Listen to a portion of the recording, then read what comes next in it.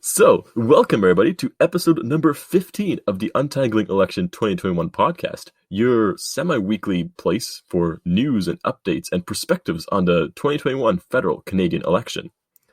It's been a while, and we've finally made it to the night before Election Day 2021. It's been quite a journey, and I'm honestly quite surprised we have 15 episodes to sink our teeth into that we've managed to put out here.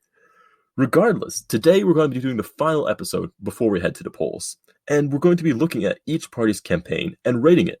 Who did well? Who surprised? Who did terrible? So without much further ado, because I could tell this is going to be one we're going to enthusiastically spend hours rambling about, let's get into it.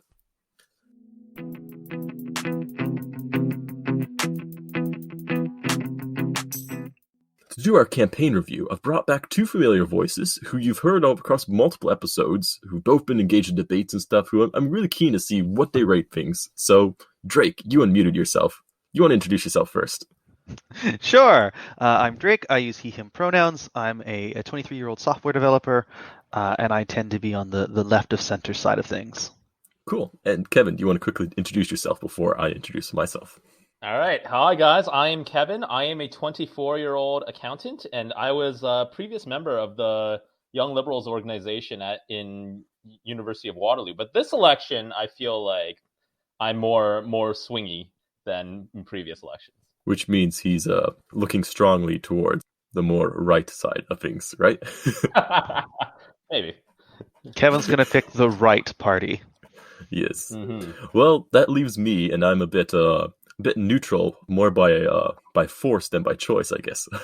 I'm not yet a Canadian citizen, but I hope to be very soon. I'm working my application. My name's Simon, by the way. I'm your host. I'm also 24 years old. I'll hopefully be starting work in the next few months in Europe. And yeah, I just completed my master's in international relations, and I've also done my background in political science in Canada. And I want to start by asking you guys to clarify, what did you think about this election? Overall, how happy are you with how this election went? Any surprises? Anything that you didn't expect? Kevin, start us off here. How happy was I with this election? I'll be honest, I have not been very happy with this election. I feel like the discussion around the issues surrounding this election have all been very surface level, and it seems that a lot of the very important issues haven't really received a lot of breathing room. It seems like this election was very weird in that it seemed like an election of two halves. In the first half, it seemed like COVID wasn't as big of a deal to the electorate, and other issues such as housing affordability, inflation, economic issues came to the forefront. But now the latter half of this election has been mostly about COVID ever since that the news about in Alberta dropped. And that's kind of disappointing because I feel like neither side kind of got the focus that it deserved. And this election campaign is already the shortest possible, right? Yeah, like 36 days or whatever. So yeah. Already the time is constrained, and then each half kind of constrained it even further. So I can't say I'm very happy about this election. I also feel like the campaigning has been very negative. It seems like the leaders, instead of talking about their policies and what they want to do, like I feel like at the beginning they kind of tried to do that, but as the campaign went on and on, it seems like they've resorted more and more to personal attacks and why you shouldn't vote for the other people as opposed to why you should vote for me. Yeah, I kind of really share that sentiment because I know we recorded the first episode, and when we were recording the first episode, we were so, I guess, pleased that we're going to be talking about housing, about, I guess, the environment, about other more social issues that popped up in Canadian culture and are really impacting us. And at the end of the day, that was only the first week that we really talked about it. We didn't really learn anything more on the housing front or like the affordability front beyond what was promised the first week. After that, the candidates, the parties honestly seemed to run out of steam and just resorted to, hey, I'm better than the Liberals because this, I'm better than the Conservatives because this. It just seemed like a bunch of mudslinging because they didn't prepare to do more than a week of campaigning. Drake, are you as disappointed as Kevin and I? Yeah, for sure. I think it's a common thing is to ask, what was this election about? And I think Kevin hit the nail on the head that there's no real clear answer. It's shifted around a lot. And I think even when we look back on this election in, say, a year's time, there's no real definitive answer to that other than why are we having this election in the first place? That might be the single thread that's gone through the entire campaign. on issues like housing and affordability, I 100% agree. I don't think any party is really proposing anything that is actually going to address the root concern there. And there doesn't seem to be very much interest in having those conversations about, what kind of society do we want to live in? And it doesn't feel like any party is really that forward-looking for Canada. It's also been interesting to see that for the first time in a while, we now have both main political parties arguing for strategic voting for them. The Liberals saying, no, don't vote for the NDP. If you want, a progressive party to win, vote for us. And the Conservatives are arguing that if you vote PPC, you're voting for Trudeau. So that's kind of a fun dichotomy. Yeah, it's a really interesting situation where we ended up in. I wasn't expecting too much out of this election, but I was expecting something, I was expecting some kind of, takeaway from it. And as you were saying, Drake and Kevin, I have nothing I can really pull beyond it being an election. Honestly, even got a little bit boring towards the end. I don't think there was a single huge political scandal, really. I don't know if you guys want to comment on that, but I see you're laughing, Drake. So any scandals you particularly enjoyed? Well, comparing it to 2019, when it was exposed that Trudeau had multiple blackface incidences, yes, this has been a very tame election. Mm-hmm. It has been interesting to watch some candidates from all three main parties drop for various reasons. There were some Islamophobic tweets from NDP people. There were the two Liberal candidates who have now been removed, and if they win election, will not sit as Liberals for sexual misconduct allegations. Several Conservatives were dropped from their campaigns. So it's not been entirely without scandal, but none of the leaders have had big scandals other than maybe Maxime Bernier, but I think he quite enjoys those anyway. Yes. Go ahead, I kind of maybe disagree with that. I do think, obviously, there haven't been really any scandals with the leaders, apart from Bernier, and we all know he loves scandals, so it's not really relevant to him. But I actually do think that there has been like a decent amount of scandal on the campaign trail, but scandal caused by external forces, not scandal caused by the campaigns themselves. Like, for instance, the Alberta kerfuffle, the COVID kerfuffle, I definitely think that has actually affected the campaign. But obviously that wasn't something that the Conservative campaign did themselves. So there have been some dramas, but I think they've mostly been external focused, as opposed to the leaders causing their own scandals, which I guess maybe is a sign of like a clean campaign from the leaders. But For sure. I mean, there have definitely been aspects of external forces impacting the election. Alberta, number one. Although I would maybe quibble on the definition of scandal if that merits a scandal maybe per se, or just something that's real bad for Aaron O'Toole. I remember I was doing research for my episode looking into like Trudeau scandals. And they had already listed election 2021 as a scandal under his list of scandals on this Wikipedia page. So perhaps this election itself is simply just one huge scandal, which isn't too promising. Before we get too wrapped up in this, we want to go to the meat of this episode. And what we want to do is rate each campaign. So we know we don't have the results yet, and maybe by the time you're listening to, who's won, who's lost. So instead I want to focus more on the entirety of the campaign before the election happened, basically. So how well on paper do you think this campaign ran? How well do you think the candidates performed? Did they have any pitfalls? And then I want to finish up by giving a score 1 to 5 on a 1 to 5 scale. 5 being best, they should be winning. They should be having a majority government. They're ideal candidates. 1 being terrible. They should disband the party completely. And I also want to quickly finish up by a quick predictions on if the leader running that campaign will still be running the campaign come next election cycle, which maybe be sooner than later. So let's start. Where should we start, though? Any preferences? We could go alphabetical, so it's non-biased. I didn't think of that. That'd be Bloc Quebecois first, right? Yeah, Bloc would be first, right? Yeah. That's just how I organized my notes. So it'd be very easy for me if we went alphabetical. We'll do alphabetical, just for you, Drake. Amazing. But the reason I didn't want to start with a Bloc Quebecois, because I was going to excuse myself from the entire Bloc Quebecois conversation, because I do not live in Quebec, so it's a bit hard for me to judge how they performed. But since you mentioned you had notes on them, Drake, do you want to kick us off and start talking about the Bloc Quebecois? Sure. So the Bloc obviously entered this election with 32 seats. And of course, they only run candidates in Quebec. And I think they did the campaign exactly how they needed to. Obviously, I'm not a Quebecer. However, they seem poised to retake the same amount of seats as they had going in. So no real gain, but no real loss. And I think we were discussing earlier before we started recording, they were given a real gift of that poorly phrased English debate question that really brought Bill C-21 on secularism or discrimination, depending how you see it, and brought it in as a wedge issue for the campaign, which the Bloc had been trying to do, but hadn't really succeeded up until that English debate where it was a very leading question the way it was asked. So external forces are creeping in again to create scandals, is what you're saying. Kevin, do you want to add words of insight? Well, if the question is how well the Bloc ran their campaign, if I'm being honest, I actually don't think they had a very good campaign because, as Drake mentioned, before the big crux moment of the English language debate, it seemed like they were really struggling to form like a sort of wedge issue.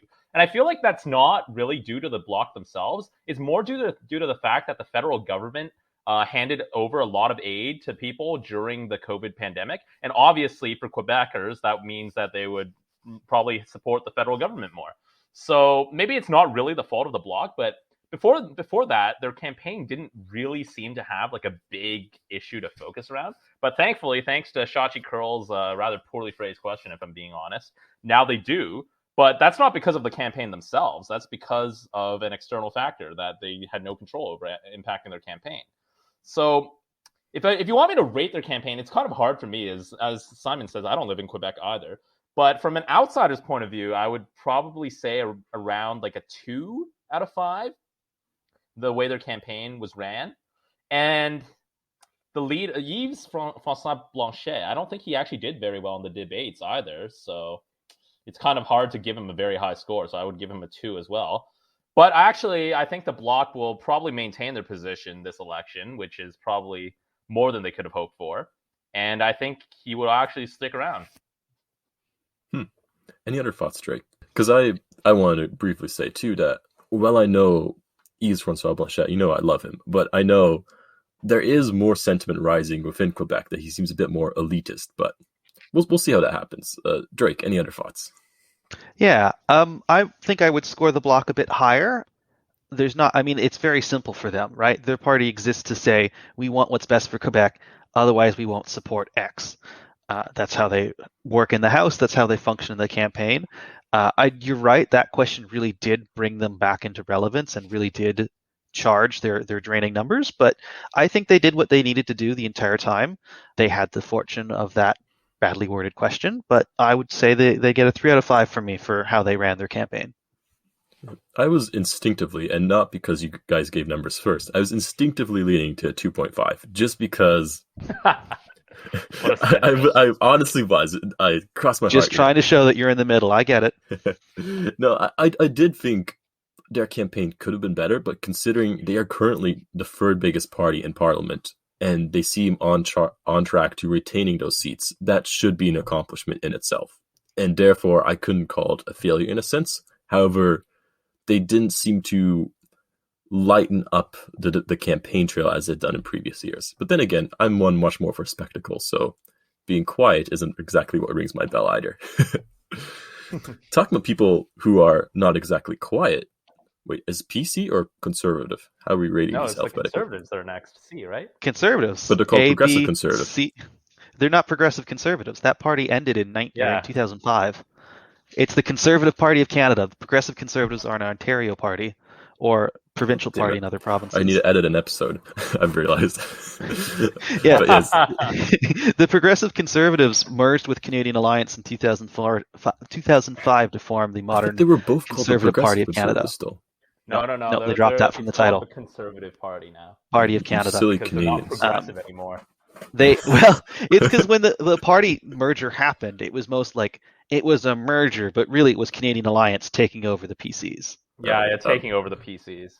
I'm going to rest my case. Conservatives. They started out fairly strong. They kept their momentum, but they've been slipping a bit lately. Drake, I want you to give your thoughts first, and then we'll turn to Kevin, who's I think maybe felt the allure a bit more than you have. See, I think I'm going for balance here, but I might actually rate the Conservatives highest in terms of how they run their campaigns. And I've been particularly impressed with Aaron O'Toole. They came into this election with 121 seats. They looked poised to outperform themselves a little bit more than in 2019. And I thought O'Toole's done a pretty decent job as presenting himself as a moderate. And he even said last week that this is not your dad's Conservative Party anymore, which I thought was a very interesting snippet to put out into the media. They've had their problems. There was that very public flip-flop on the Order in Council banning firearms that the Liberal government put in place, and that allowed the Liberals to really drive a wedge there. I think that's really the only wedge that's been in this elections thus far. But all in all, I think O'Toole's done a very good job on handling social issues, much better than especially Andrew Scheer being up front with his positions. It helps that his positions, being pro-choice and an ally of the LGBTQ community, matches up with the majority of Canadians. But all in all, I think he's shown himself to be a very competent leader, and they've run a very tight campaign, I think. It's good. I agree with you on the main points there, Drake. The one thing I would raise or question you about is the PPC, because we've seen in the last 2 weeks or so, their support has been steadily dropping from the peak they reached at around 33 to 35% support. And that's coincided with the rise of the PPC, who we'll get into later, but they seem to be mopping up more of those extremist voices, which O'Toole can't keep within the party. Is that a failure on him, or is that something you're not calculating into your optimism at all? It's probably an exposure of my biases. I would love for Canada to once again have a truly right-of-center centrist party in the Conservatives. So I don't miss the people who are going over to the PPC. And I also think that drop in poll numbers largely reflects most of the PPC support seems to be centralized to the prairies. And so that might translate to, Conservatives out there, some of them won by like 40 points over their next second place contender. Maybe now they're only going to win by 20 points, but that's still a win. So I don't know that has really shown like it's going to be a spoiler for any seats for the Conservatives, at least in this election. Okay, so you're kind of ignoring that. What would you score him? Because I think Kevin might have I don't know if you'll have a different stance, Kevin, but I feel like you might differ slightly. I'll give him a 3.5. That's very low for the best performing party. well, I don't think it's been a particularly great election. Weird this campaign is. Kevin, go ahead. Let's hear your thoughts on the Conservatives. All right. After week one, if you asked me this question after week one, I would have honestly said the Conservative campaign would have been a 5 out of 5. But the problem is that they kind of lost that momentum, maybe not entirely due to their own fault. I think the reversal on the gun position was rather perplexing, in my opinion, and kind of lost the Conservatives a lot of their momentum that they didn't really need to do at the time. And after that, the Alberta scandal kind of also shuffled their campaign. But again, that's another example of something that wasn't the campaign's fault itself. I agree with Drake on a lot of points, actually. Aaron O'Toole has made himself seem very, very moderate and very, very electable for a large segment of the Canadian population. One of the leading questions was whether each party, how well the party would meet our expectations. And I feel like people forget this, but before this election, it honestly seemed like the Conservatives could blow up and crater this election. In the first episode of this podcast, I was seriously saying that the Conservatives had a risk of doing even worse than in 2015. Obviously, now that's pretty much an impossible position to be in. So from that standpoint, I think the Conservatives actually run by far the best campaign. They've won over a lot of the centrist vote, I feel like, or they're at least competing for the centrist vote. It felt like in 2019 that they were very focused on their base and getting their base to turn out, and their base did turn out, which led to them winning the popular vote. But they didn't get distributed support across the country, which led to their vote being very inefficient. It's still a problem this time around, but I don't think it's as much of a problem because I do think that in Ontario, the Conservatives have increased their support. In the Maritimes, especially, the Conservatives have increased their support. And that's much more beneficial than, losing those two areas by wide margins as in 2019 and then having North Korea level of support in the prairies. So I would say the Conservatives have run the best campaign. However, the problem is that the Conservatives have lost some of their far-right base to the People's Party, and that bodes very badly for Aaron O'Toole. Because Aaron O'Toole, when he ran for the leader of the Conservative Party, he tried to style himself as a true blue conservative to contrast with Peter MacKay's more centrist approach. And if the Conservatives lose this election, it triggers a mandatory leader review in their party, I believe. And I don't know if Aaron O'Toole is going to survive. I honestly don't, because the base will be very, very angry at him. And when it comes to selecting the leader in those leadership reviews, it's the base that matters. It's not the general Canadian population that matters. So if I was Aaron O'Toole, I would be very scared for my job right now. That being said, I will still say I would honestly rank their campaign something like a 4 out of 5, because yes, they did lose their momentum, but the thing is, they kind of recovered themselves from the brink and made this election way closer than it should have been, in my opinion. There's some good points, Kevin, especially on the mandatory leadership review and the questions about O'Toole retaining his job. Because I was listening earlier to a panel, I think on CTV, about the election upcoming and I guess O'Toole's future, perhaps, if we can say it that ominously. Mm-hmm. And their main points was this election in itself was at one point during this campaign a few weeks ago obviously winnable for the Conservatives. They led the polls for 2 weeks straight with considerable margins. And O'Toole's failure to deliver that home in these last 2 weeks, I think, will convince a lot of the base, which is already a bit more pissed off about maybe the more centrist suing of the platform released, to doubt O'Toole's capabilities as a leader, both for the party as well as one that appeals to the majority of Canadians, ensuring success. So I do think there's a distinct chance that O'Toole will not survive long in the Conservative position. Absolutely. I don't think Aaron O'Toole resigns on election night like Harper did when he lost. Admittedly, Harper lost government, so that's a pretty solid reason to resign. I think this is a perennial issue, though, for the Conservative Party, where the candidate, the leader that satisfies the base out in the prairies, has a harder time being electable to the general population, and vice versa. So I actually want Aaron O'Toole to stay on. I don't think his platform was enough to sway. Well, I know it wasn't enough to sway me on certain issues like the environment. However, I think he's been a great leader. I love the fact that in CBC's Face-to-Face and in other media briefings, he's been straight up and said, we have to rebuild some trust on the environment and the reconciliation files. I love that ability to just own up and say, yes, our party has messed up and not been good enough in these areas in the past. I think that shows tremendous leadership. I actually kind of hope he stays on, but I don't think he will unless he wins enough seats that it's a very close election. Or, admittedly, forms government, but that doesn't look likely to me. Yeah. I agree with Drake. I hope that Aaron O'Toole stays on, because I think Aaron O'Toole has actually done a lot in making the Conservative Party more electable to A, both a younger generation of voters, and B, a more centrist subset of the population. I'll be honest, I voted Liberal in 2015 and 2019, and this election, because of the Conservative platform, I'm honestly probably going to be voting Conservative for the first time in my life. And honestly, even 2 years ago, I would say that I would never thought that I would vote Conservative ever. So Aaron O'Toole swung at least one swing voter here in the GTA.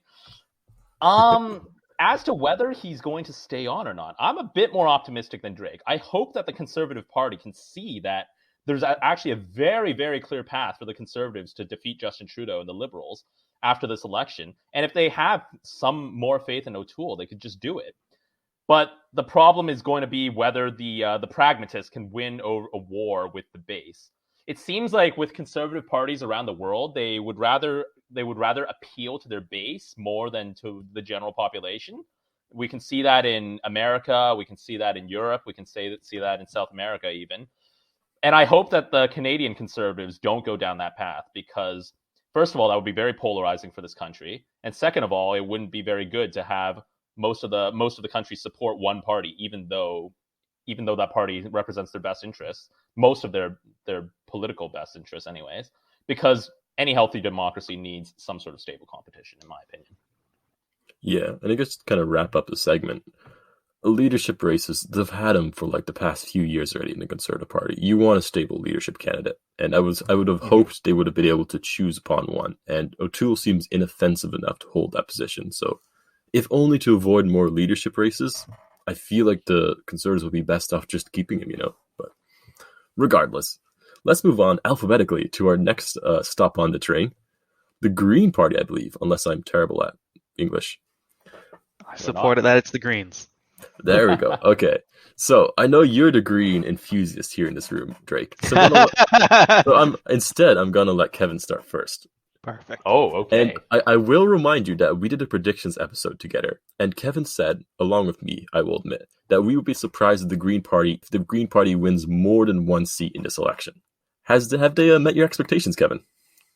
Well, actually, if our expectations were that we'd be surprised that they win more than one seat, it actually looks like they might win more than one seat, but not because of their campaign. Because one of the ridings in Ontario, Kitchener Centre, the Liberal candidate pretty much I don't think he's dropped out yet, but he's pretty much unelectable due to sexual misconduct allegations.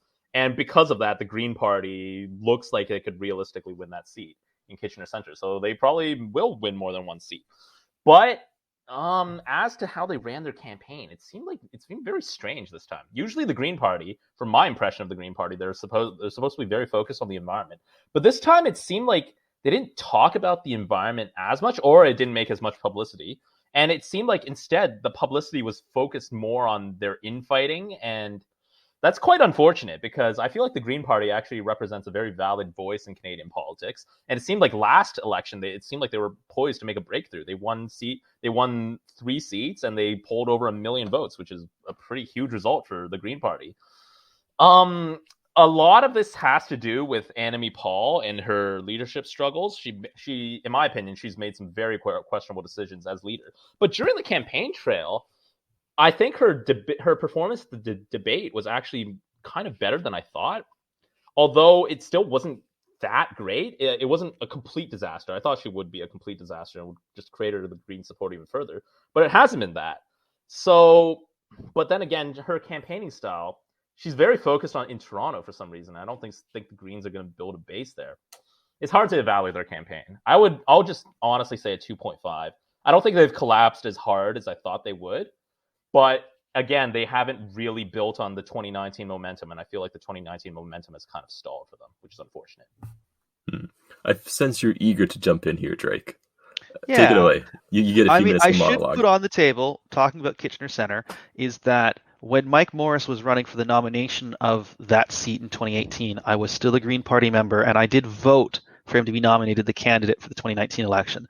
So that on the table, I want to say that yes, Raj Saini, the incumbent MP who has paused his campaign and is unlikely to win, that definitely helped Green fortunes. But Mike Morris took the Green Party vote in 2019 from 6% to 26% as a second place finish. And I think it's not just that Raj Saini dropped, which definitely helped, but he's demonstrated, at least locally, to be a very popular person. And I think that's probably going to be the most fun seat to watch because it's a pretty tight three-way race between the Conservatives, the Greens, and the NDP. It'll be interesting to see if they can build out a base of support there in Kitchener. That being said, I think my prediction would be for 3 seats, maybe 2 seats, probably. Elizabeth May's seat on lock. Paul Manley's in a tight race with the NDP, but he's likely going to prevail there. The campaign overall, it's definitely been very decentralized. Annamie Paul did not leave Toronto until the French and English debates, and now she's been to the Maritimes. She's been out to Kitchener. I believe she's in British Columbia this weekend. But you're absolutely right, Kevin. It's been a strange campaign, and it's not felt like it's been a very national campaign.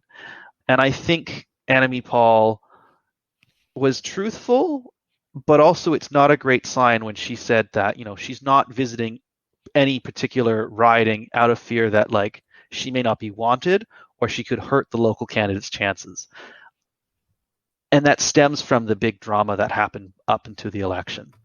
The other thing that's been a bit disappointing is, you're right, I don't think that the Green platform is very detailed.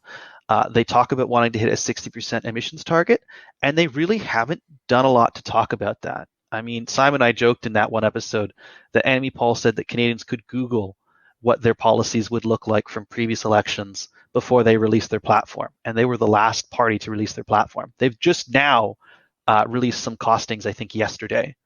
So it's sad for me But I think like the Greens' national campaign was kind of non-existent.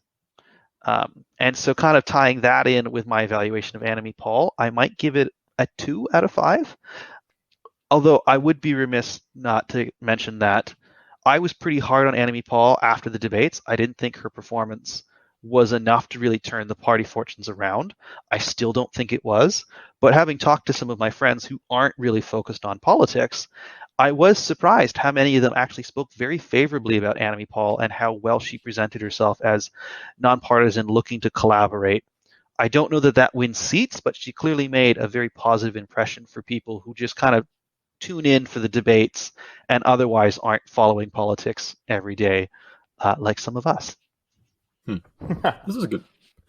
Yeah, true. This is some good points too.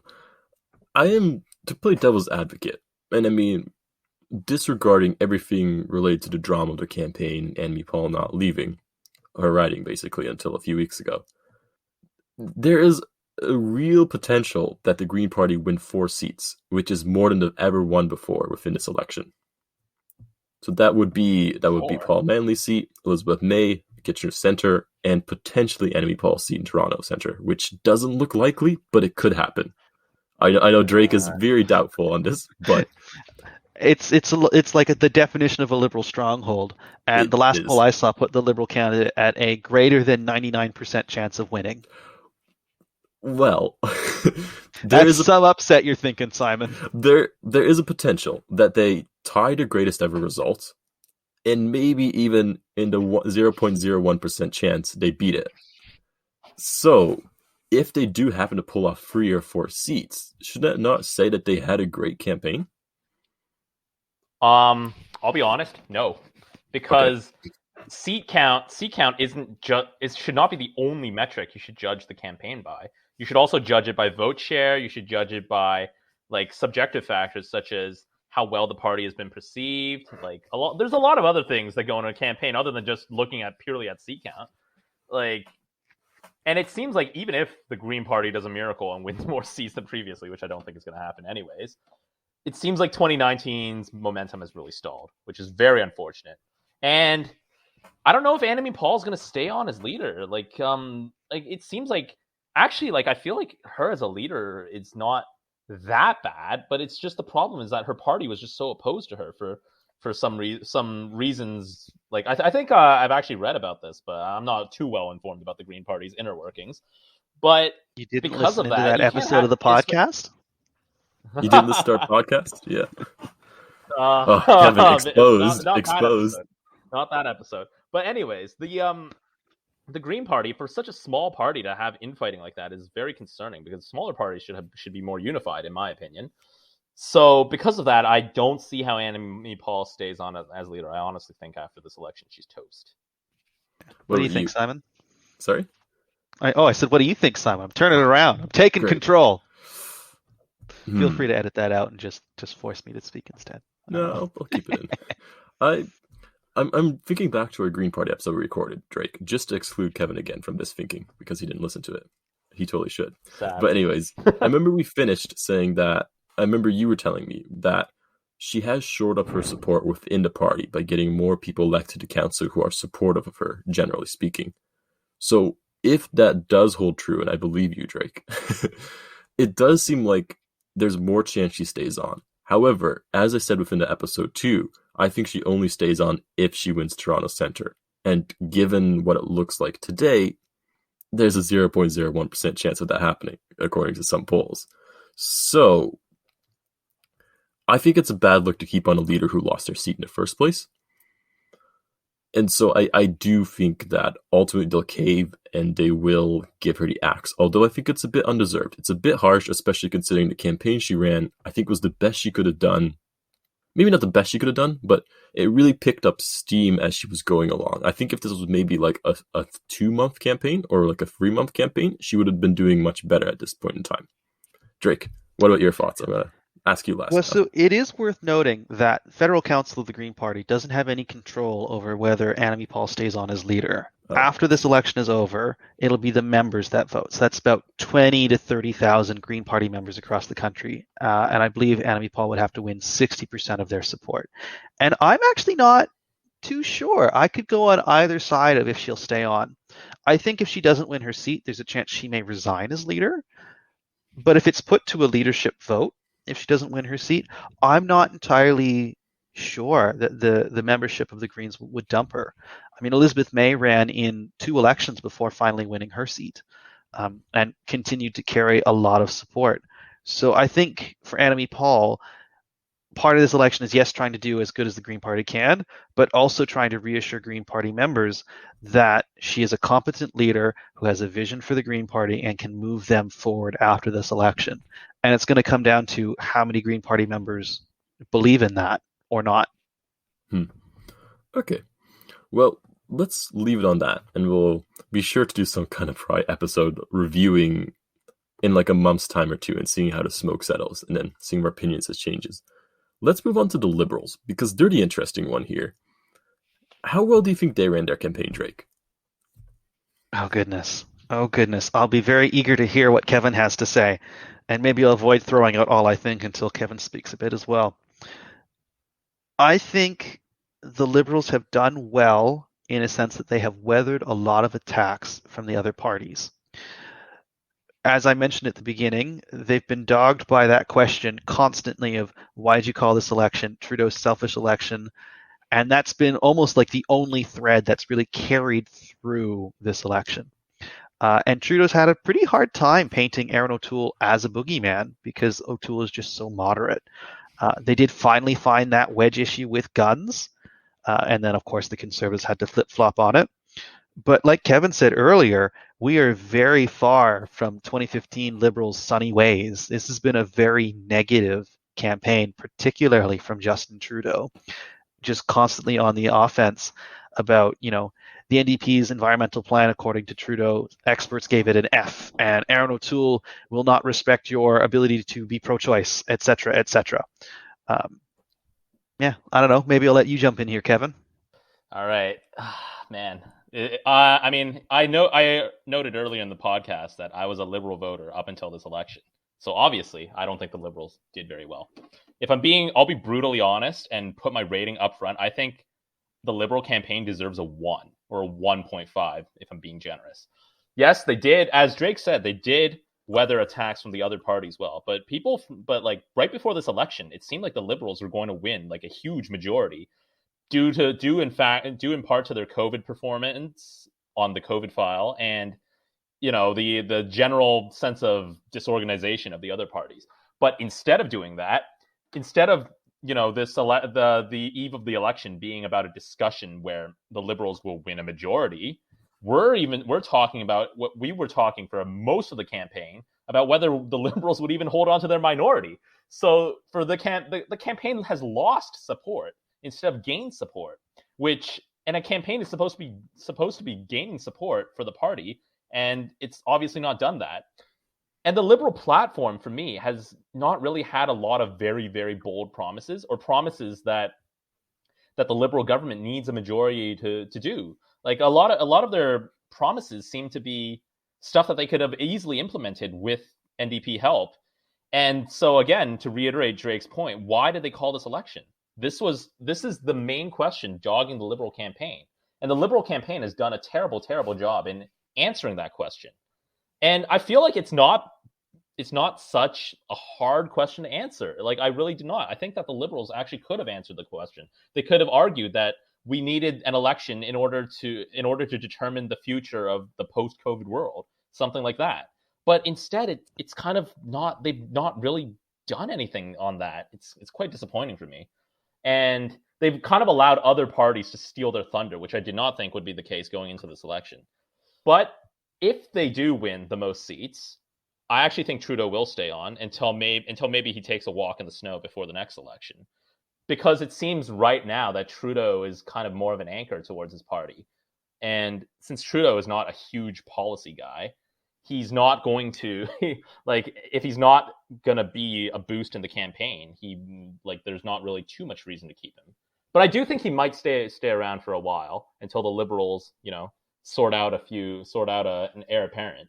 But after that, I think this election has kind of maybe heralded the end of Trudeau as prime minister, even if he wins. You wanted to interject there, Drake. Yeah, there's a couple interesting points, Kevin, that I was almost surprised to hear. I feel like Trudeau's argument for this election has been about, Canadians getting a chance to weigh in on the future of our country and how we get end the pandemic, and that's largely been unsatisfactory because it's quite clear he called the election, he wanted a majority, he thought he could get one. And so I was actually kind of, when you were speaking, I was like, oh, is he going to say that he thinks that they should have been forthright and said, we have a plan, but we want a majority to do it, in a stable and an expeditious manner. Do you want to respond to that, Kevin? Yes, they may have said that originally, but I mean, but just saying that isn't enough. They have to actually propose bold policies to deal with the post-COVID world in order for people to buy it. In my opinion, that's what the Liberal Party campaign desperately needed this election. They needed something bold. They needed something that could assuage people's fears. It's not enough just to say, "Oh, we're running," just just to say that, "Oh, we need to determine the post-COVID order, and that's why we're having this election." They need to back that up with policies, and their policies, in my opinion, are just not bold enough to do that. And most voters are surprisingly not idiots, and they could see right through it. So basically what I'm understanding, Kevin, is that they should have been able to present some kind of policy, some kind of a program or something that would have required majority support in order to go through in Parliament. Yes, that's and that should have been that should have been the cause for this election to go through. Mm-hmm. What do you think of that, Drake? No, I would agree with that. I think it's just the initial way it was phrased kind of threw me. But yeah, I think it's a case of they could have argued for, because previous prime ministers have argued that they want I believe Harper called it like a strong, stable conservative government, read a majority government. And Canadians have before rewarded that. Trudeau argued for a majority Liberal government in 2015 and he got it. So I don't know that it would have hurt them as much, but then they needed to have some big headlining policy to unveil. A large part of the Liberal platform has been things that they already promised or mentioned in previous budgets that they were going to work on, which is helpful because they can point to a record of things that they've been working on. People can criticize them for why haven't you gotten it done faster. I would agree with that assessment, that if they wanted to deal with that question better, they needed to make a case for why they needed a majority and what big, sexy headline policy was going to be coming from that. And I don't know that they really did that. Yeah, I agree I agree on that as well. In my opinion, the only reason the Liberals called this election was to get that majority. And because when the election started, they had a 44% chance, according to CBC, of getting that majority, which is acceptable. I think that's a good gamble to take. Now I think it's down to around 10%. And I think the fact that it declined so much, I think is unacceptable. If that was your only goal, you were riding your highest approval ratings in years. You would just come off a fairly good showing responding to some parts of the pandemic. And yes, simply, I just felt like the longer we got dragged into the campaign, the more it became apparent that the Liberals thought they could just coast this through to a majority, and they didn't have any substantive plan behind what they were doing. And therefore, I would lean towards Kevin too. It's a 1.5 perhaps. I know some of the showings of Trudeau were competent within the debates, but I expected more to be dropped. I expected him to have something in his code or something to really make me say, don't vote Conservative or don't vote NDP. But now it's simply just the normal party rhetoric. It's gotten to the boring politics again. What's your final rating, Drake? I know you haven't given one yet, so yeah, I think I would give it 2, and I think I wanted to comment on if Trudeau stays on as leader. That's the other thing that Kevin had mentioned. I think as long as he doesn't lose the election outright, he stays on, because he's just so popular and that he does anchor, as Kevin said, the Liberal brand. On the heir apparent side, I think the heir apparent is quite obviously Chrystia Freeland. Yes. She's had this massive portfolio, foreign affairs, finance now. I think it's quite clear that she is the favorite of the Liberal Party establishment to succeed Trudeau. And I think it's going to be when he decides to go, unless he loses the election, and it doesn't look like he's going to lose to a Conservative minority. I think he stays on, and unless he loses, I think Trudeau chooses when he wants to leave, because he's a very popular asset right now to Liberal brand, and I don't know that this election has really done much to tarnish that. I guess one final question. I think you've kind of answered this yourself, Kevin. So maybe you want to jump in after Drake tackles this. But do you think that Trudeau's brand has been damaged by this election? Do you think it's as strong as it was before he called this election? I think this election hasn't done too much to tarnish his brand. I think it's been on a steady decline. We're very far from 2015's sunny ways Justin Trudeau, where expectations were low, and he, low expectations allow him to really jump over a low bar. I think this election, he's definitely been throwing a lot of mud and doing a lot of attacking, but I don't know if that's much of a departure from where he's already been going. It seems like his brand has been dropping, but quite gradually and over time, such that this election isn't going to be a big blip on that trajectory anyway. So, Kevin, I want to give you the last words from this section as a former Liberal voter, as we're going to call you now. Okay. Okay. I half agree with Drake and half don't. I agree with Drake in that his Justin Trudeau's image has kind of peaked in around 2015, early 2016 with the sunny ways, the new hipster, like progressive politician. I think in 2019, blackface was like the real turning point on Trudeau's public image. Like he had like some scandals before that, like SNC Lavalin and stuff, but blackface was the big thing that kind of really irreparably, in my opinion, tarnished Trudeau's brand. But I do disagree with Drake in that I actually do think that this election has damaged Trudeau's brand even further, because even with blackface, like people chalk it up to the Trudeau just being stupid when he was young. But they still thought that he was at least like somewhat of an idealistic politician who represented values. But this election, because he called it so early and because it was seen as such a naked power grab, to a lot of the Canadian electorate, I feel like it seems like Trudeau is now just a cynical politician who's just power hungry and is just like not very different at all. So in that sense, I think actually the brand has been damaged a bit, which is kind of unfortunate for Trudeau. Okay. Well, I think we're going to transition over now to our second to last party we're going to look at, the NDP. Does any one of you want to take a stab at it?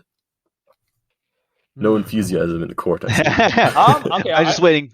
You go ahead. Yeah, I could take a stab at it. The NDP. All right. I think in the very first episode we did on this podcast, the predictions episode, I remember. I said that I thought the NDP would actually do worse, but that was because at the time the Liberals were riding high in the polls, and I thought the Liberals would just annihilate the NDP with the progressive vote. Unfortunately for the Liberals, that has not happened. In fact, I feel like the NDP's actually made some ground in BC and stuff, and it seems like now they're gonna win more seats than they had previously. I think at dissolution they had around 25 seats, and 24. And it seems like now they're projected probably to get around 30, which for them is actually quite a decent result. But I'm not sure if their performance was due to their campaign. It seems like their campaign has been very, very strange. I think all the campaigns have been very, very strange, apart from the Conservatives, actually. But their campaign especially, it's quite hard to make a lot of. I feel like their campaign, they didn't really propose a lot of big items that made headlines themselves. Instead, what they did was they focused a lot of their attacks on the Liberals. And I can understand that because, I mean, the Liberals are the main competitors for the progressive vote. But at least to me, in previous years, it seemed like the NDP would also attack the Conservatives quite vociferously. But this election, it seems like they haven't really done that, which is really strange. You could even see that at the debates. Jagmeet Singh, to me, spent almost all of his time attacking Trudeau and pretty much left Aaron O'Toole untouched. It's very hard. I mean, the NDP are probably going to be winning more seats this time. So, but whether that's a reflection of their campaign, I don't think so. I think their campaign in itself, like I was expecting maybe some more big ideas from them, or maybe even touting their achievements during this minority government. They haven't really done that. I would say their campaign is around a 2. I don't think it was that good. I don't think it was terrible, but not for me. Not for me. I have a feeling that both Drake and I might disagree with you, Kevin, on this, because I do think that the NDP were fairly successful in setting the discourse for this election campaign, much more so than most of the other parties. Because I feel like the housing dialogue and rhetoric came solely from the NDP, and them pushing those issues for the first 2 weeks gave us that expectation that this election campaign was about something more than it actually turned out to be. I will say that the debates, Jagmeet's performance wasn't too great in highlighting what he'd been doing beforehand. And I felt like there was some disconnect between what they were doing in the first 2 weeks and in the latter 2 weeks. But I think overall, they did kind of, I think if you were considering the NDP, you would be much more likely to vote NDP now. I think Jagmeet Singh's really been able to solidify the NDP brand, really say what it means for the 2020s, and really, touch upon some of the key issues which his electorate does care about. And I think this is kind of my response to you in the first episode, where I thought the NDP was going to do much better, and you disagree with me. Because I know you're not the NDP demographic, Kevin, so you might not have been much in tune with what they were saying. Drake, do you want to take it from here? Yeah. I didn't think the NDP had much room to go down from 24 seats going into this election. Yes.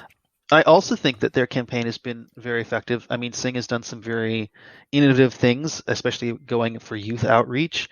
He's pretty popular on TikTok. I think he has like 2 million followers or something like that, which is nuts for a Canadian federal leader. He's been doing Twitch live streams, which is a very innovative way of reaching out to youth. Youth historically don't turn out in droves to vote, but it's cool to see that. I've also seen consistently that Singh is polling as the most likable leader, especially in Ontario, with his net favorables being like plus 20. Trudeau was minus 3, and I think O'Toole was minus 10. This is like 2 weeks ago, though, so that's probably changed. But in that aspect, if you benchmark the NDP against what they usually like to be, which is the conscience of the House of Commons, I think their campaign's been successful in setting themselves up. And I think they're probably going to overtake the Bloc ever so slightly as the third party in the House. I was also surprised that you didn't think they had any really big policies, because if anything, some people have accused the NDP of being really visionary and then lacking details, national pharmacare, dental care, nationalizing long-term care homes. Those are like massive changes to the Canadian system. And I think the thing that's hurt the NDP in particular is that they have these bold ideas, but then when they're pressed on substance and specifics, it kind of falls apart a little bit. The details on their environmental plan are quite lax. Singh dodges any attempt for you to ask him what is he going to do with the Trans Mountain Pipeline if he wins government. Quite embarrassingly, I thought, because he was asked yes or no questions, and he'd be like, "I wouldn't have bought it in the first place." It's like, great, but we have it. We have it now. So if you're prime minister tomorrow, what are you doing with it? And he'd be like, "Well, I think it's important Canadians know that I wouldn't have bought it in the first place." But I think he's done a good job, and the reason why he hasn't spent much time attacking O'Toole is he's trying to present himself as the best champion of progressivism in Canada. And so that just means trying to get strategic voters to vote NDP instead of Liberal, and arguing for that, because I don't know that there are many Conservative voters who are going to be swayed to vote NDP rather than vote Liberal. So all in all, I'd say I'd give them like a 3, the same I gave the Conservatives. It wasn't mind-blowing. It wasn't bad. They're going to improve their standing. And, I think Jagmeet Singh has shown that he's a relatable, likable leader. And, if he works on his substance and have more policy specifics to back up their big vision, they could potentially do better in future. I agree with you, Drake. I would also have gone for a 3. I will be interested to see whether they retain this level of support going forward, especially from the youth, because I feel like a lot of the work Jagmeet is doing is working on securing the vote for the future. I mean, one of his campaign points is literally lower the voting age, which nobody read except me, so I'm glad to keep promoting that for the NDP as long as I can. But regardless, and I also, before I hand over to you, Kevin, and see what your rating is, I will also say I think Jagmeet Singh is probably the leader who's least at risk of losing his position. I really think he solidified himself as the NDP voice. I know he might not be like the NDP prime minister per se, but he'll be the NDP leader, and it's unrealistic to have an NDP prime minister anyways, I guess, in our day and age. So I think he's done well. I think I'm pleasantly surprised, and I guess I like the guy, which is what most of Canadians think. Kevin, I agree. Have we swayed your opinion? I mean, you guys, I feel like, are both significantly more left of center than left wing than I am these days. I claim to be a neutral. So I'm not too sure. I've never voted NDP. If I'm being honest. But or Green, actually. I will say, I agree. I mean, obviously, Jagmeet Singh is a very likable guy. Everyone loves Jagmeet Singh. But to most voters, I'll be honest, I don't think that really matters because he is likable. But most voters, they look at the NDP's wild policies and they don't really see a way for that to feasibly work. I do understand that the NDP have made a lot of bold promises. But when I say that they haven't made any headline promises, I mean any promises that will actually be feasibly be able to be implemented, which is what matters to me. If you could promise everything under the sun, you could promise to give every Canadian $10,000 every single month. But if you don't have the costing for that, if you don't have any sort of pragmatic way of getting that done, that to me is just hot garbage. It's not very useful for me. So that's what I meant when I said that I didn't feel like the NDP had any super big policy proposals.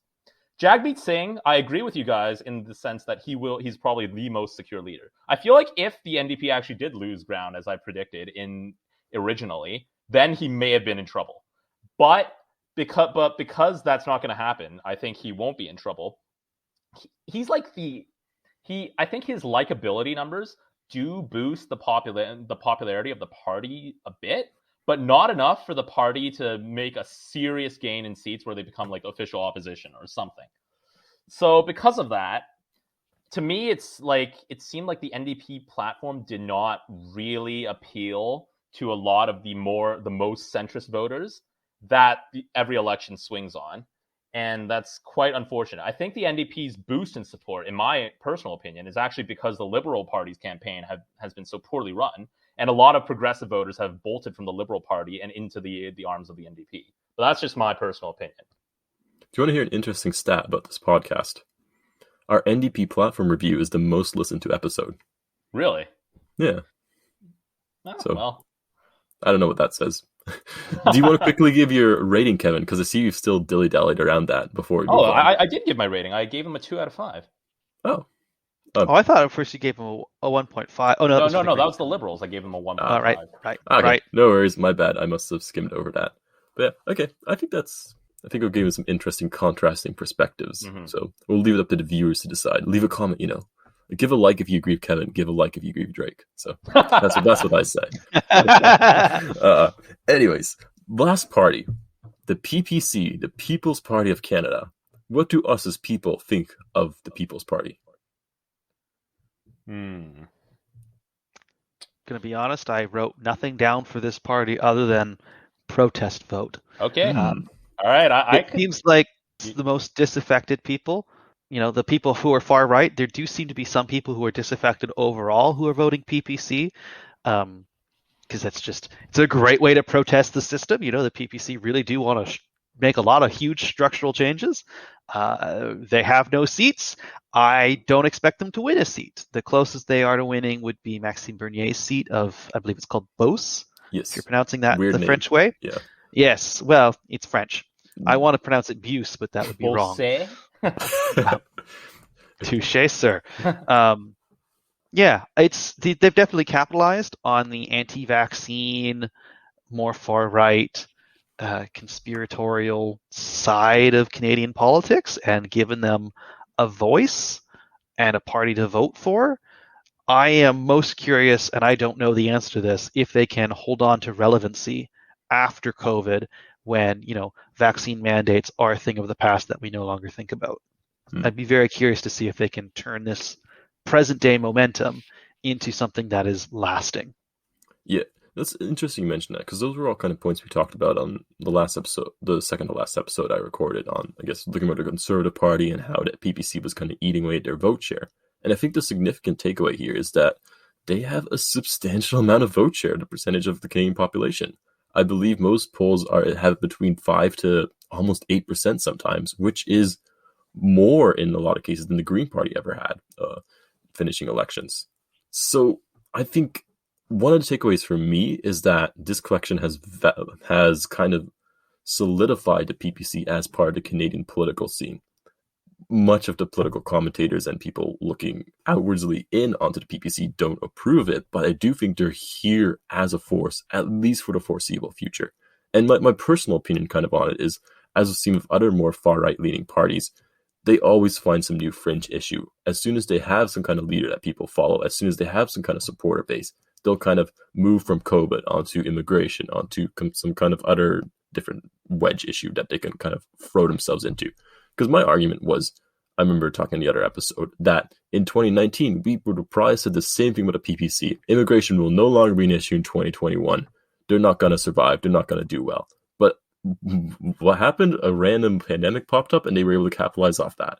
So I think it's going to be very much the same trend going forward in the future. As much as we might not like it, there will be people who feel that way, and I feel like the PPC is probably the best party right now to represent their voice. And if silver linings occur, I do think it draws more extremists outside of the Conservative Party, which might lead to a more unified Conservative Party itself. But anyways, Kevin, I know you had some interesting perspectives too. I delayed hearing until this podcast. The People's Party, I think their campaign has actually been, I'm not sure if it was their campaign, but they've certainly increased their support by a very large amount. Like last election, they got like 1.3% of the vote. They not very relevant. But this election, even if they get like 5 or 6% of the vote, which most polls have them at, that's like quintupling their support, which is a huge amount.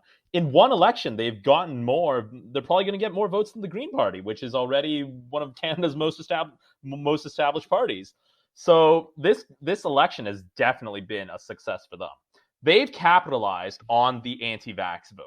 We may not like it, but it's there. A lot of people are anti-vax, and a lot of anti-vaxxers are probably going to vote for the People's Party. But they capitalized on this. I'm not sure if it was due to their campaign or if it was due to the Conservatives, because the Conservatives, they kind of waffled about on the vaccine issue. Like they pretty much said that each province, right, gets to decide on how their vaccines are going to be done, which honestly to me is like much of a pretty much a nothing burger answer. But that has allowed the PPC to kind of really, really solidify the anti-vax vote. And I know how you guys both said that the PPC has taken a lot of the far right elements from the Conservatives, and it is doubtlessly true that a lot of the support for the PPC is disproportionately far right. But I think that we should not forget that a lot of other voters have also been bled to the PPC. There's a lot of single issue voters for anti-vax, believe it or not, and I think a lot of voters, maybe even from the Green Party. I actually saw something where. I saw an article where it was that like the second highest transfer of votes to the PPC was from the Green Party. I could link it to you guys after. I will say I have read projections that say that 75% of people voting for PPC will have voted Conservative last election. That's true. So I will say it's disproportionately Conservative. It is disproportionately Conservative, but it's not entirely Conservative. It's not like they're just draining from the Conservatives. Yeah, but like 10% from the Green Party is like, it's not quite negligible almost, yeah. Especially because like there's not a lot of Green Party voters to begin with anyway. Anyways, sorry, go on with your point, Kevin. I will say yes, there's always a myriad of voters which get attracted one way or another. So I don't want to discredit you entirely. I think that the campaign, like they have certainly made a name for themselves, but I'm not really sure if it's positive. They have increased their support among a certain segment of the population, but they've turned off an even larger percentage of the population. I find it really hard to evaluate this campaign. I'll be generous and I'll give them a 3 because they have increased their support. They have, as Simon said, and I agree, they have solidified their future in Canadian politics, which for a party that last election seemed like it was finished after Bernier lost his seat is no mean achievement. Drake, you seem in thought. Yes. I think I have too many fundamental disagreements with how they've conducted their campaign, with some of the xenophobic remarks that various candidates have made, at least in my riding, that I don't think I can rate their campaign as I'm too biased against them fundamentally to give any kind of a number. I respect that. I think it's important to say something like that because I do feel like a lot of time the character of the way they conducted their campaign is not very in tune with how the rest of the parties have conducted themselves, which makes it very difficult to accept themselves on the stage. Even though they do represent people in Canada, they might not represent who we want people in Canada to be. Right. Like Bernier was the only federal party leader to not denounce, not the protesters, but when the protesters became like an angry mob and some adults were yelling at young children and throwing obscenities at young children because they were wearing a mask. The only leader to not denounce that, that continues to just astound me that he would defend that right when it's a child. Have your opinion, but like, don't swear at children for your point. And just no, I couldn't possibly give a rating. Okay, no worries. I will give a rating out of fairness. I now I feel like I'm endorsing xenophobia, which is not what I'm doing. Thank you for putting me here, Drake. I think I still think that the reason I'm giving a rating, given your statements, Drake, is I still think they represent Canadians' voice. And just evaluating them subjectively as a Canadian political party, I do think they've gained progress.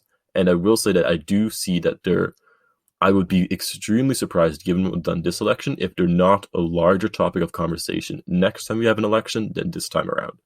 And I think in that regards, if we were talking about, let's say, the NDP instead, saying that they're going to be a bigger talking point next election than this time, that's a success. And I would lean with Kevin in around the free-ish area. And if I were more PPC leading myself, I would maybe even venture higher and go into maybe even a 4. But that is simply removing myself from that conversation. For sure. I mean, I don't think giving them an evaluation on their performance is at all an endorsement. I just don't trust myself to make an unbiased, objective evaluation of their performance. I don't think I could. No, I think that's fair. Kevin, any final thoughts too on the PPC, or should we also discuss because I think it's pretty nailed down, maybe even more than seeing that Bernier is still going to be around as leader next time. Oh yeah, he will be. Like this, the People's Party is pretty much started as Bernier's party. Maybe it's become a bit more than that now. In fairness, Drake is shaking his head no. Just to. I mean, I feel like it has. I think it has. I think it's become more of the anti-vax party rather than just Bernier's party. But it's hard to think that there's any successor to Bernier, an heir apparent to Bernier right now for the PPC. Yeah. Do we think they'll win any seats realistically? No. I do. No. I think actually they might win more than one. That's my big prediction. Wow, that's surprising. I would say I think more so than the Green Party was Elizabeth May, I think the PPC is Bernier. And that, yes, it's got a lot of anti-vax people coming to it, but that's entirely because of Bernier's stance that he took on it. And that is the draw. Maxime Bernier goes out and says sometimes quite inflammatory things, and that is the draw to the people. Like, they're drawn to Bernier and the things that he's saying and the ideas that he's voicing, less so than they are the PPC, because it's Bernier's party. The two are like kind of inextricably linked. He started the party as a protest when he left the CPC. So basically, the PPC is Bernier's protest vote. But anyways, Kevin, do you want to expand on why you think they'll gain more seats? Because I've been talking to a few other people who are a bit more right-ish leaning as well, and they tend to maybe share your perspective too, that they'll overperform. Although I don't know if that's simply just optimism from it is. Field. Well, I mean, I wouldn't say it's optimism, but part of it is just my faith that the anti-vax vote is going to be out in full force. I think that the first half of this election was actually not very conducive to the PPC, because the big drawing point about the PPC is COVID policy, right? But the latter half of this election has been more defined by COVID. And because of that, more people are probably going to be aware of the PPC brand, and more people are going to be aware of the PPC. I have a nasty feeling that the PPC support is somewhat understated in the polls. It seems that I fear that there's like some sort of like shy PPC voter effect going on. Obviously, I don't have any evidence for this, but I fear that might happen because I feel like some people, they don't want to they don't say that they're anti-vax in person. Obviously, some anti-vaxxers are extremely vocal, but I have a feeling that there are some that aren't.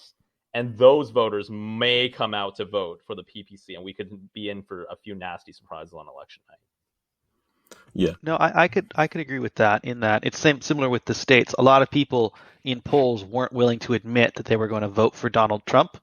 against Hillary Clinton, and then he dramatically outperformed the poll projections. Yeah, so I can see that. I just don't think it happens enough for them to win definitely more than one seat. And last I saw in Maxime Bernier's home riding, he's still quite behind the Conservative candidate. Last I checked, he was about 10% behind, which, given Kevin's predictions of a shy voter, could be overturned. But beyond that, I don't think there's a single riding which is as close. So I think there was one riding in rural Ontario that was.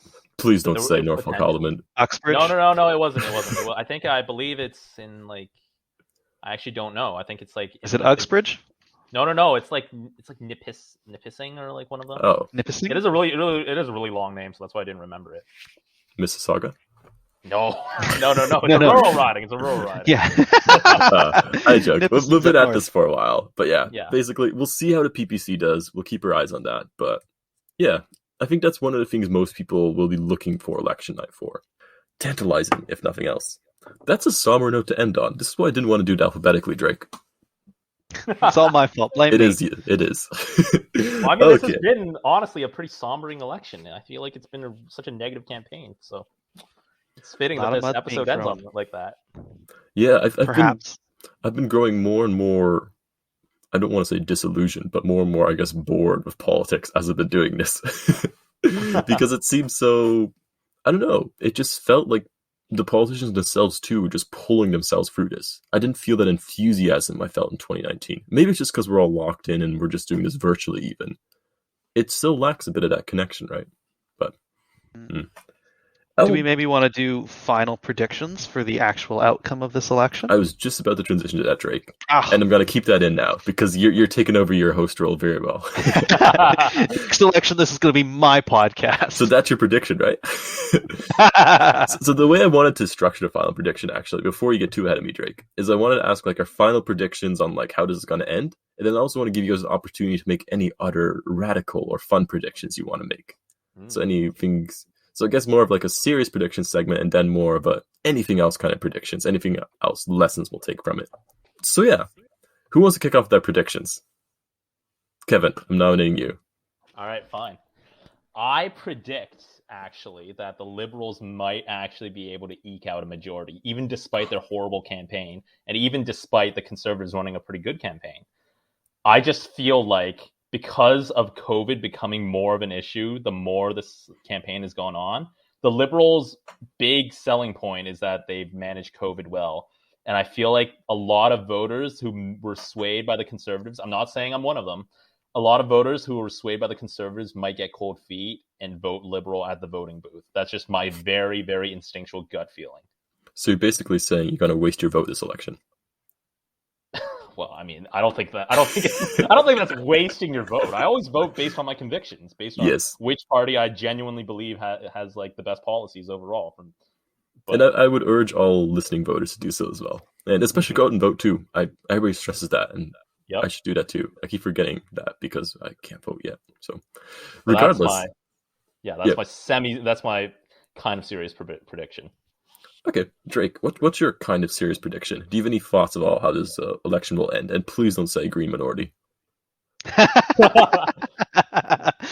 I think Prime Minister Annamie Paul, propped up by the PPC party, no. I think Liberals definitely win this. They have a much more efficient vote across the country. From what I've read, there's a really cool company called Advanced Symbolics that has an artificial intelligence that reads social media to like figure out what Canadians are actually talking about. Wow, that's Polly says Liberals win, 60% minority, about a 40% chance of a majority. And as I've been watching this company, because I'm an old man who watches The Agenda with Steve Paikin every week, Polly's not been wrong yet on an election call. So I put my faith there. Okay. I agree too, not with Polly, but with you, Drake. I trust the machine. I'm a software developer. I know that's my bias. I know I, for one, welcome our machine overlords. Great. Okay. I don't, despite what my next job will be, but regardless. I know both Kevin and we both predicted a Liberal majority going into this. And unlike Kevin, I'm getting cold feet, and I'm going to say it's going to be a Liberal minority. I just I think that the Conservatives have had a very strong showing this time around, and I think that will be reflected. And especially the thing that's worried me the most is that their votes got much more distributed, or the support got much more distributed across Canada. And I think that will result in at least a few ridings not going the way Liberals wanted them to go, as well as perhaps the NDP making a difference in BC. That might eat away at what Kevin hopes will be a Liberal majority.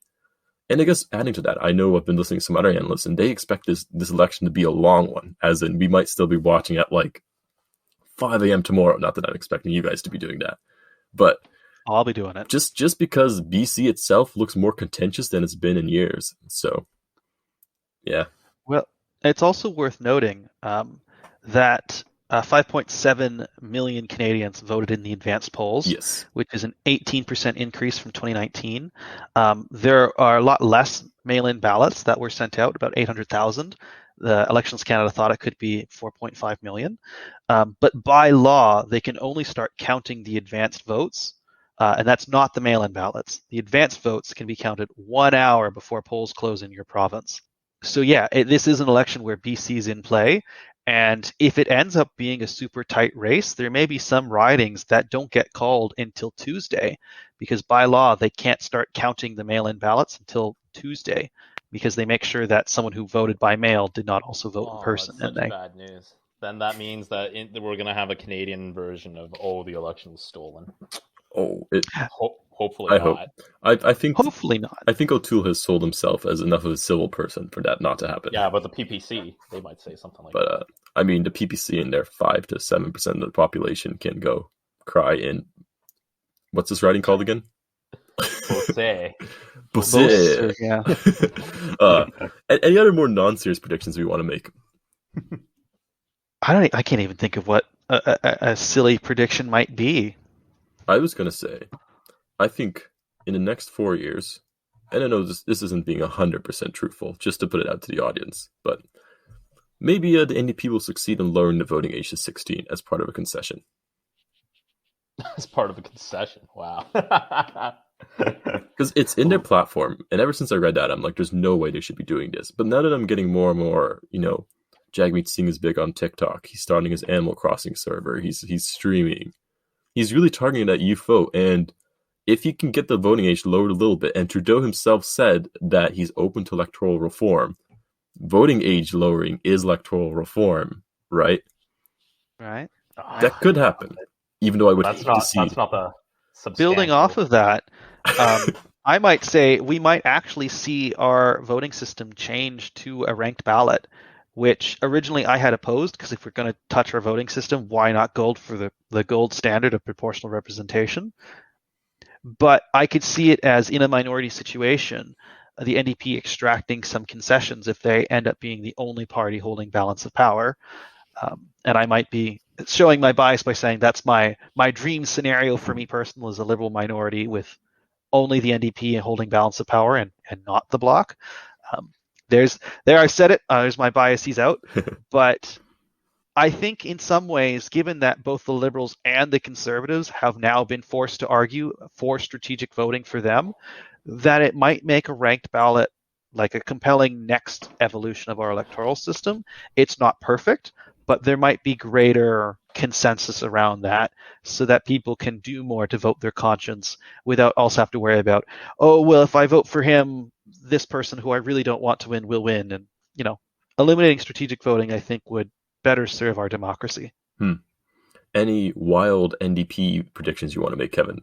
Not to the NDP specifically, but if you wanted wild predictions. Next election, there will be serious campaigning done on TikTok and Twitch. I feel like, as you mentioned, Jagmeet Singh's already kind of on that grind set with the social media to the youth. I feel like that this is a really, really big untapped potential market for all the political parties, and I think that by this time next election, minority or majority parties are going to be starting to look at that, which is quite disturbing to see serious politics trying to be presented on TikTok with its like 10-second videos.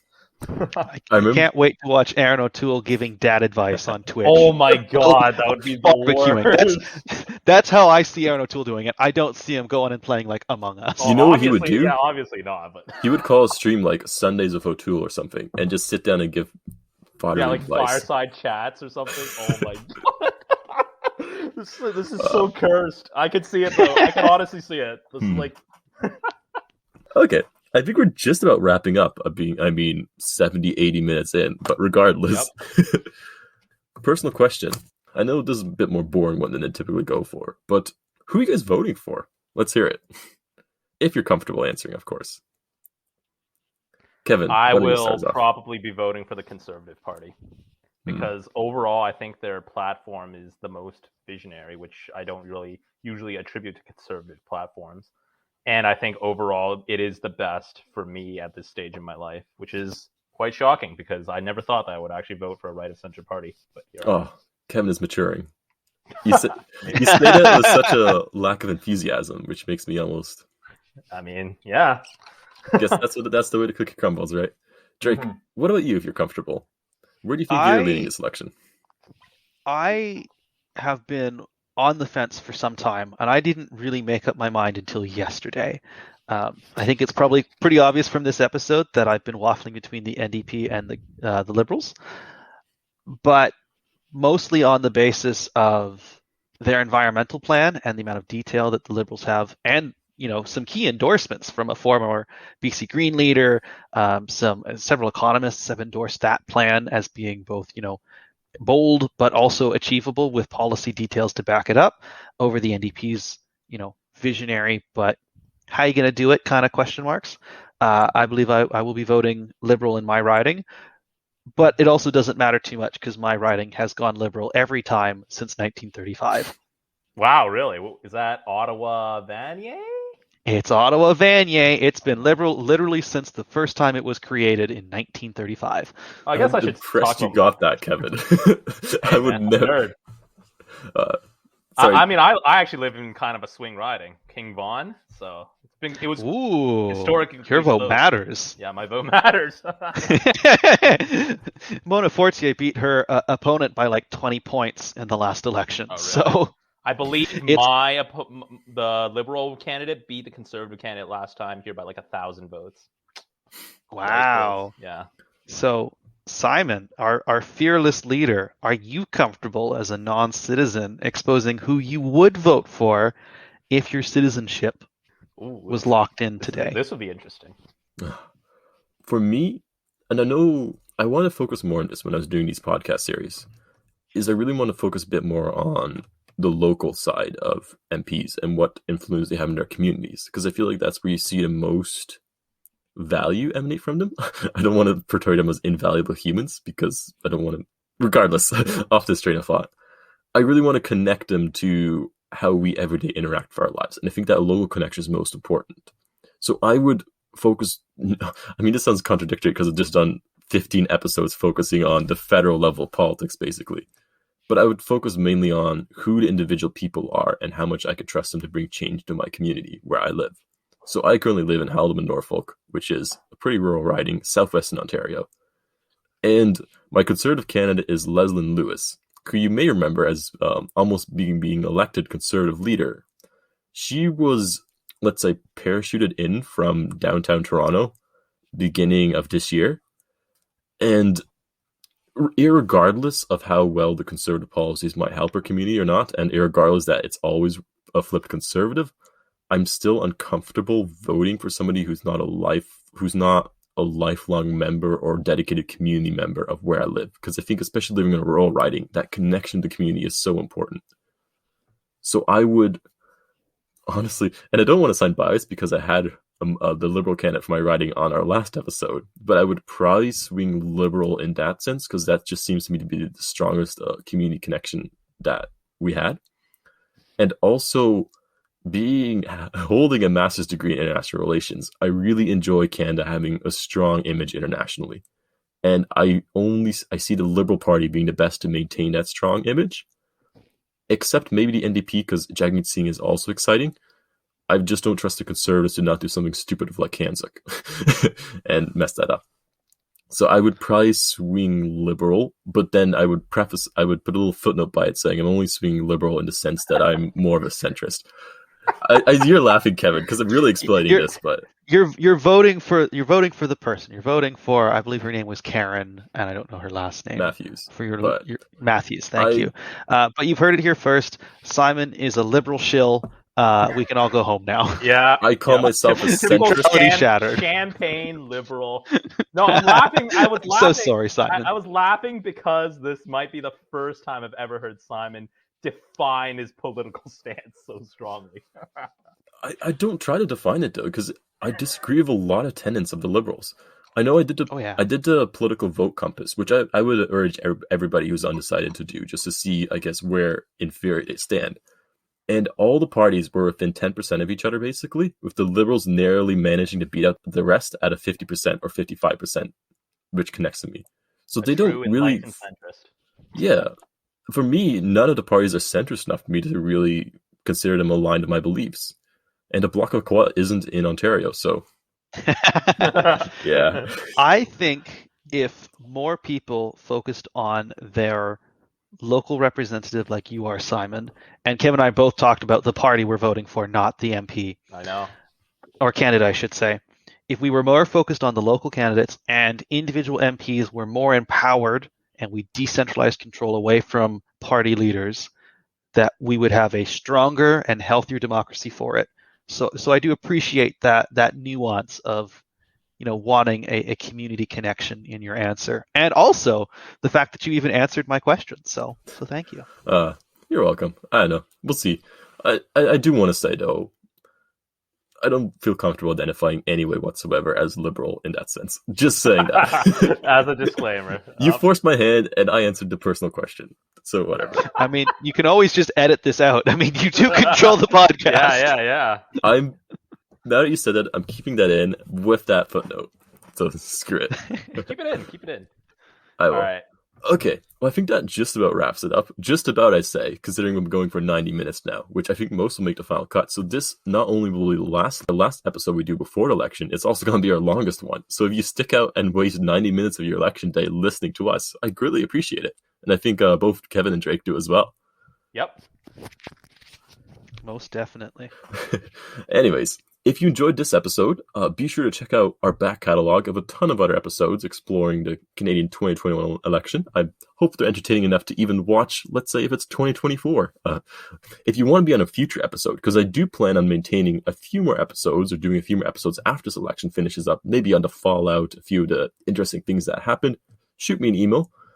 We should be doing our next episode, potentially releasing Monday night sometime. My plan is maybe record something for about an hour 30 minutes or so of just our live reactions to whatever's happening in the world of Canadian politics and post that. So maybe something will be out Monday night, Tuesday morning to listen to. If not, later in the week, I'll for sure do a little breakdown of whatever the hell happened on Monday. So yeah, as always, thank you for listening. I appreciate it. And yeah, see you guys later. And go vote. Yes, go vote. Definitely go vote.